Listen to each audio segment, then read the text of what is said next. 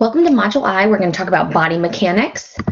We're going to describe the principles of body mechanics that help us to prevent injuring ourselves, identify measures to safely assist a falling person to the floor, and talk about correct positioning for our residents.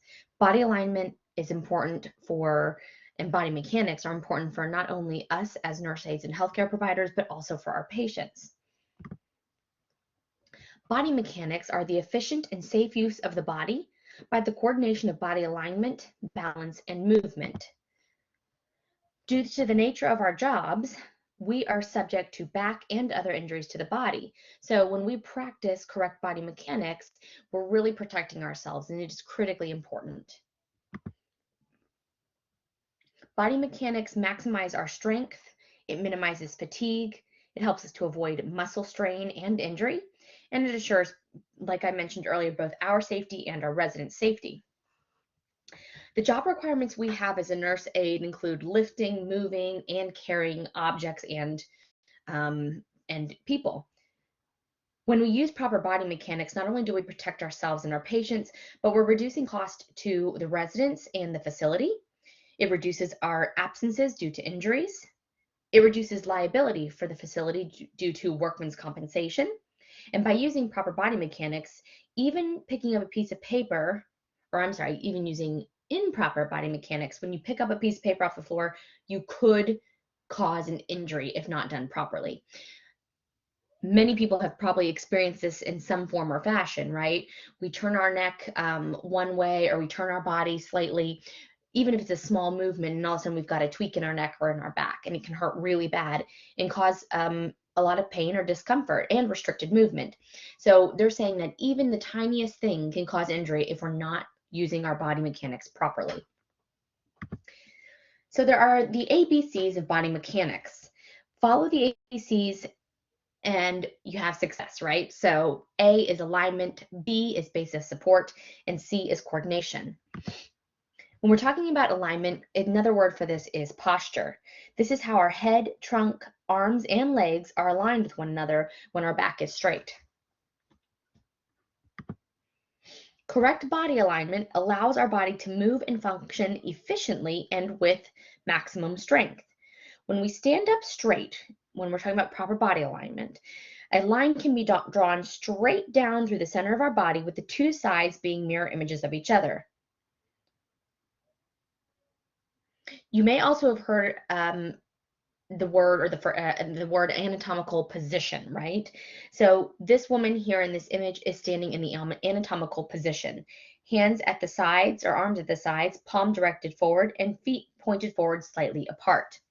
It's important to maintain correct body alignment when sitting and when lying down. We also need to make sure that we maintain proper alignment when we're lifting or carrying objects. Some key things here is to keep the object close to the body, and this could be an object, or let's say we're moving a person up in bed. This could also be our resident or patient. We need to get as close to that patient as possible before we try to lift and scoot up in bed. We want to point our feet and body in the direction we are moving when we're lifting or carrying objects. And we don't want to twist at the waist. So if we're going to have to turn, let's use this example of this box in his hands. If we need to pick this object up and then put it on a shelf to the side of us, we shouldn't leave our hips and our feet facing in the opposite direction or a different direction. We need to turn our whole body to face that shelf rather than twisting at the waist. That's going to protect our back. Now, base of support, this is the B in the ABCs. This is the foundation that supports an object. A good base of support is needed for balance, and a wide base of support is more stable than a narrow base of support. For us, our feet are our base of support. Ideally, this is going to be with our feet about shoulder width apart. That's going to give us that wider base of support and really allow us to be stable, balanced, and strong.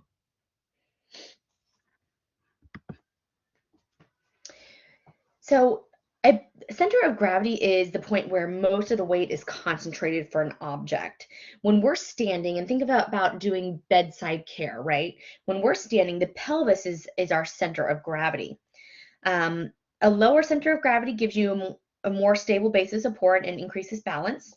But when we're talking about the pelvis being the center of gravity, a lot of times this is why we raise the bed to about pelvis level when we're doing care at the bedside.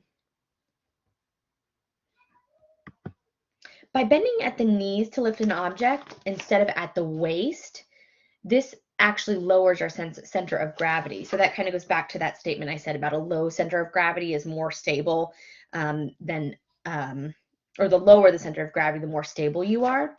So if we can lower the center of gravity, we have increased our stability and we're less likely to strain our muscles. So you can see in this image, this gentleman, he is bent over in the first image, hinging at the waist versus lowering his center of gravity and about to use his strong thigh muscles and base of support to help lift this object. So when moving or transferring a resident, like I just said, center of gravity includes the resident. So be careful to keep the resident as close to your body as possible. So if we think about moving a patient up in bed, for example, first of all, we want to make sure that that bed is at an appropriate level to protect our back. It's comfortable. And then when we grab that draw sheet, for example, we want to get our hands a good grip and we want to get our body as close to that patient as possible. So our hands, we're going to get as close to that patient's body before we start to lift and move. A few things to remember when we're lifting. When given a choice, we do want to try and push or pull objects, or slide objects, excuse me, rather than lifting them. Of course, this is different with patients. We need to use the large muscles of our upper arms and thighs. Keep movement smooth. So we don't want to be jerky. We don't want to do any twisting. We want to make sure we're facing the object that we're moving. Use both arms and hands when lifting, pushing, or pulling versus like trying to do it with one arm. Okay, so here's just an image here, which is what we've already talked about. When you're doing care at the bedside, make sure to raise that bed to an appropriate level to not strain your back. When we're lifting objects, of course, we've seen this image already. We want to bend at the hips and knees, get close to the object before we lift it, make sure we're facing it, and grip it with both hands. And we've already said this as well. We want to move smooth, don't be jerky. We want to lift by pushing with the strong muscles of our legs with a wide base of support. And something to remember too, especially when we're working with patients, is get help when needed. All right, so we talked about this a little bit in the skills lab, but when a resident is about to fall, our goal is not necessarily to keep that resident from falling. We could hurt ourselves. We simply want to control the direction of the fall by easing the resident to the floor and protecting their head. If someone gets to the floor like this, we want to keep that resident still until a nurse can come in and check on them. Don't try to hold the resident up. We can get hurt and we can hurt them. And once that nurse comes, stay there until they, the situation's okay. And then in general, when the nurse says it's okay, you're going to go run and get a vital sign machine, bring it back, because oftentimes we need to get these patients vital signs after they've had a fall.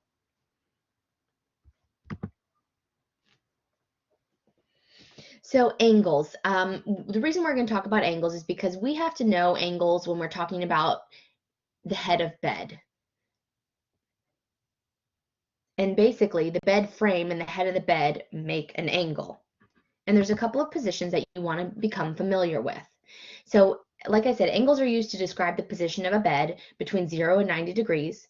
0 would be lying supine or prone, which is flat. Supine on your back, prone on your belly, but either way, it's a flat position. Between 45 and 60 degrees, is Fowler's position. And then between 60 and 90 degrees is high Fowler's position.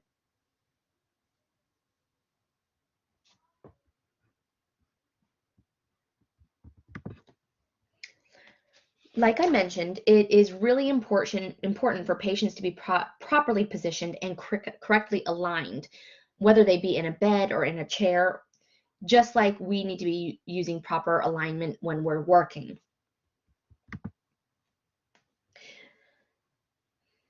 Positioning the resident appropriately is important. Regular position changes and correct alignment together promote well-being and comfort.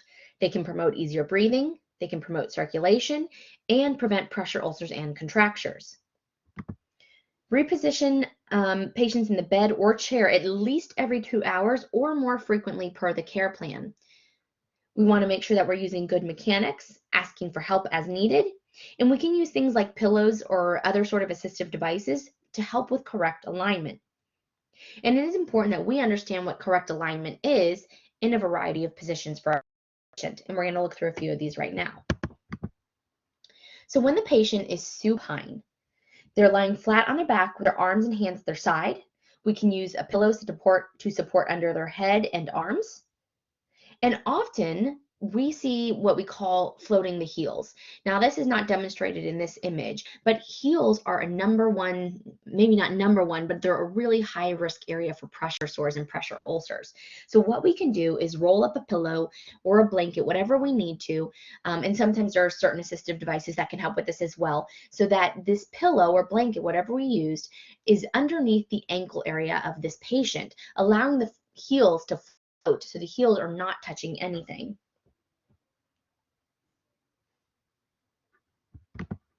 This is the prone position. Like I mentioned earlier, this is lying on your belly or on your abdomen. This is not necessarily always a comfortable position for a lot of people, and it's not a position we want to leave people in for very long. You can see this pillow under the head, belly, and the lower legs can make this position a little bit more comfortable if someone needs to be in that position.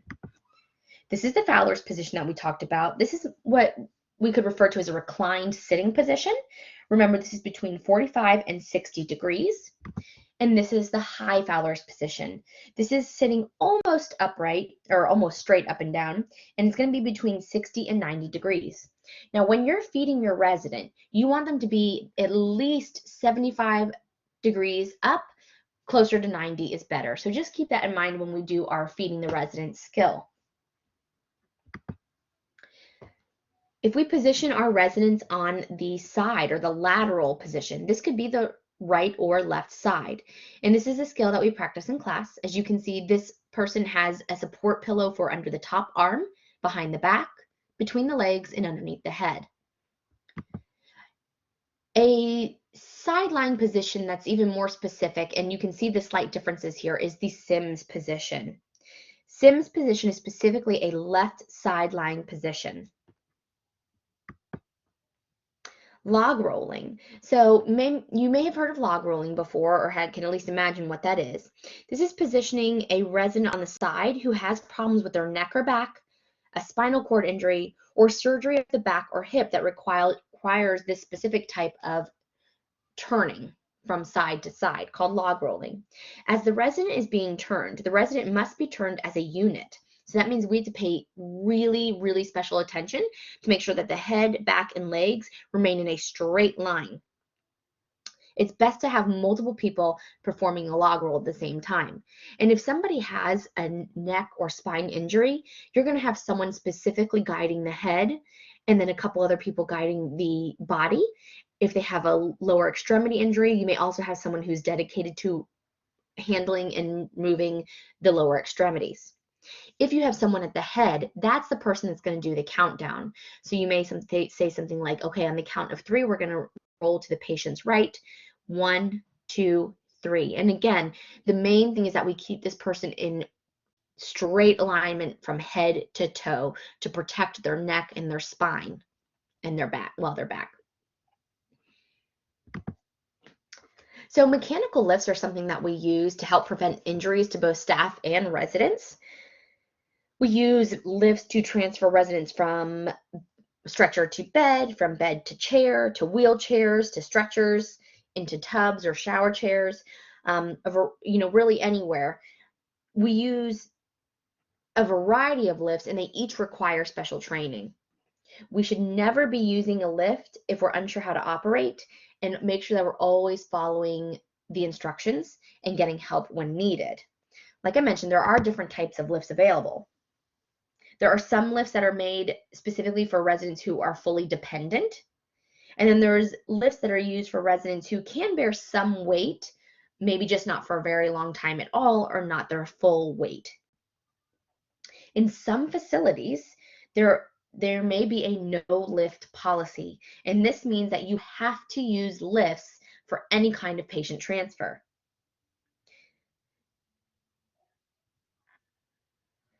When we're using lifts with residents, it's really important that we explain the procedure before it happens and as needed throughout the procedure.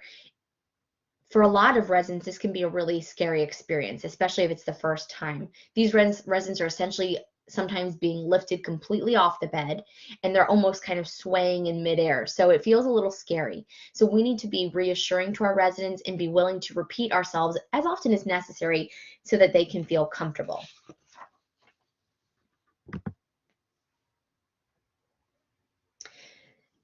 And it's worth mentioning again that just because you've been trained and feel comfortable with one type of lift does not mean that you are qualified to use all types of lifts. And here's a couple examples. This is a full-sling mechanical lift. This one is used for residents who cannot assist during transfers, or residents who are heavy, or residents who have physical limits which do not allow for other methods of transfer. Before your use, make sure you know the resident's level of function or dependency. So how much can they help, if at all, and what type of sling and size to use, because they do have a variety of sizes for slings. Another type that you're going to commonly see is the stand assist lift. This is used for residents who can bear some weight in their legs, so they may be able to stand and do have some arm strength, just maybe can't hold themselves up. They can bend at the hips, knees, and ankles. They can sit on the side of the bed, and they can follow instructions. So if your resident doesn't meet those criteria, then they might need that full sling mechanical lift versus the stand to assist lift.